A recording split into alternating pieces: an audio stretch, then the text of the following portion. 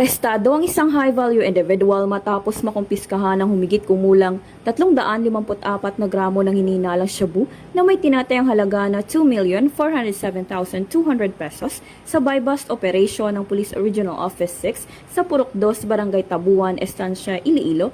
Kinilalang suspect na si alias Reno, 62 taong gulang, mangingisda at residente ng Estancia, Iloilo.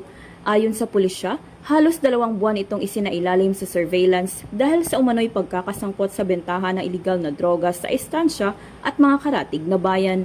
Nakumpiska sa operasyon ng 4 na heat-sealed at 4 na knot-tied transparent plastic sachets na naglalaman ng hinihinalang shabu, buy-bust money at iba pang ebidensya.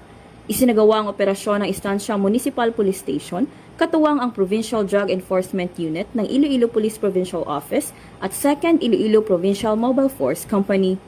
Ayon kay Acting Regional Director, Police Brigadier General Randolph T. Tuanyo, patunay ang matagumpay na operasyon ng epektibong intelligence gathering at matibay na koordinasyon ng mga operating units.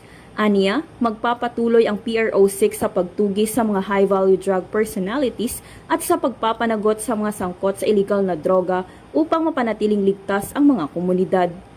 Kasalukuyang nasa kustodiya ng Estancia Municipal Police Station ang suspect habang inihahanda ang kasong paglabag sa Republic Act 9165 o Comprehensive Dangerous Drugs Act of 2002. Mula dito sa Police Regional Office 6, ako ang inyong PNN Correspondent, Police Corporal Cristal Salvador, alagad ng batas, taga-taguyod ng Balitang Pulis.